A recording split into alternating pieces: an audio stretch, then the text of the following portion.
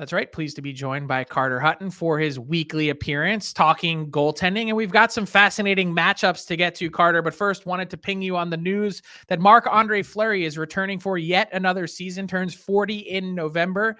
You look at the numbers and you say, save percentage this year, it's okay. But he really carried this Wild team for a big chunk of time with Philip Gustafsson out. Do you think Flowers got plenty of game left in the tank? I think so. The way he plays, the way he competes, obviously it's exciting too. I think there's other aspects of his game he brings to the dressing room.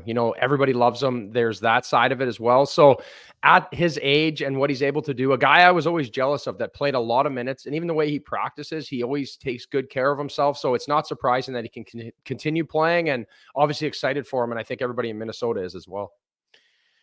Well, switching gears a little bit to teams that have made the playoffs, Carter, when you're looking at matchups that are set so far for round one, so probably sticking around the East a little bit, but do you see one big goalie mismatch that sticks out to you? Maybe there's two, I'm not sure, but who's got the edge in the first round? Yeah, I know there's still a lot that needs to be settled, but for me, I'm gonna jump to the West because you guys were touching on it. Winnipeg, Colorado. This is the goalie mismatch for me, where I think Georgiev, they came out earlier and they talked about trying to get a guy to limit his minutes, get a guy to support him. They never did. Since March 1st, he's 39th in goals saved above expected, and he hasn't played well. And I think Colorado protects him a bit, how much they can score. But in the other end, with Connor Hellebuyck, the number one goalie in goals saved above expected, and a guy with a .921 save percentage who's been rock solid all year. And the thing for me with Connor Hellebuyck in this matchup is whether the Jets can defend the Avalanche or they can't, he can play in any situation, and he's proven that year after year after year. So this would be my mismatch right now, but obviously there's a lot of things that still need to fall into place here in the next few days. Yeah, it's pretty interesting, Carter. I mean, you look at also the way Colorado plays, they create a lot of offense and chances, but that also means they give up a lot too. And so I wonder if that also doesn't necessarily help Georgiev in that matchup.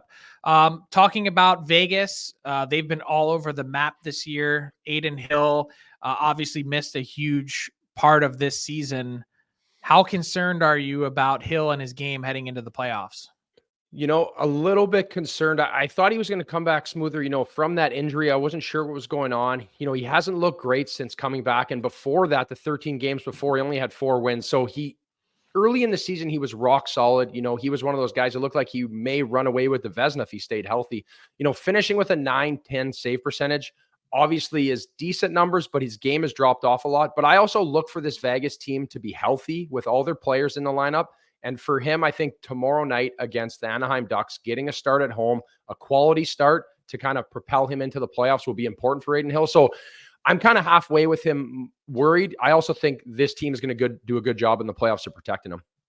Yeah, those Bruce Cassidy coach teams, they know how to back pressure. They know how to defend the slot. Let's go east for a second, Carter. I'm looking at that Carolina versus New York Islanders series, and we kind of know what we're getting out of those teams, but I'm unsure about goaltending, especially the way the season has ended, really, for both of those teams. So who would you say has the upper hand in that series, and who do you expect to see with the Islanders? I honestly think you're going to see Varlamov to start. I just think he got them in the playoffs. He's riding well. And with a veteran coach like Patrick Waugh and that history, him being 8-1-1 in his last games is obviously an important reason why the Islanders are in the playoffs, but not to downplay what Sorokin has done too, right? There's times where he's been the workhorse. He's played a ton of minutes. And when he is on his game, arguably one of the best goalies in the NHL.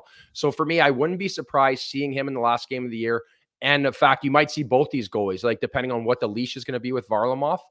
And in the other end for the Carolina Hurricanes, I think, you have Freddie Anderson. He's played so well. He's been great. Kochetkov has been great as well. So for me, it'll be one of those things where this could be a series where you potentially see 4 goalies. It's going to be well defended, but I think I'm going to give the edge to the Carolina Hurricanes. I just think because of the team aspect and the offensive output, the additions they've added, it should be great. And I wouldn't be surprised we see all 4 guys in the series. How long would you have the leash be for Varlamov? I definitely think, there's going to be a game or two by that, but depending on how Sorokin plays as well, I think in his last 3 games, he's a .944 save percentage. So he's been finding that rhythm. It could be one of these little resets, right? We've seen it work with Shesterkin. We've seen Samsonov, which was the extreme. Sometimes just a little decompression, get away from the game, work on your game on your own, pays dividends in the long run. Quickly, Carter, Battle of Florida. I can't wait. Bobrovsky against Vasilevsky. Give me a prediction here. Honestly, this is going to be a tough one. It's always hard going against these guys. And like Bobrovsky's had such a great year. You know, he's kind of carried on from the playoffs last year. And for Vasilevsky coming back from that injury, you know, not as good as we've expected, a 900 save percentage, but come playoff time, this guy is a wild card. And this is a Tampa Bay team that is still scary come playoff time. So I can't wait. I'm going to take Tampa Bay on this one. I think Florida's more of a complete team, but with Vasi and net, you never know. He is such a wild card. He is former NHL goalie Carter Hutton. This was the Blue Paint delivered by DoorDash. Thanks, Carter. What's up, hockey fans? If you enjoyed that video, then you need to be hitting the subscribe button right here at Daily Faceoff. Exclusive interviews and analysis from our hockey insider Frank Saravalli, fantasy updates from Brock Sagan, and a daily live show at noon Eastern, Monday through Friday. You don't want to miss any of the fantastic content, so hit that subscribe button.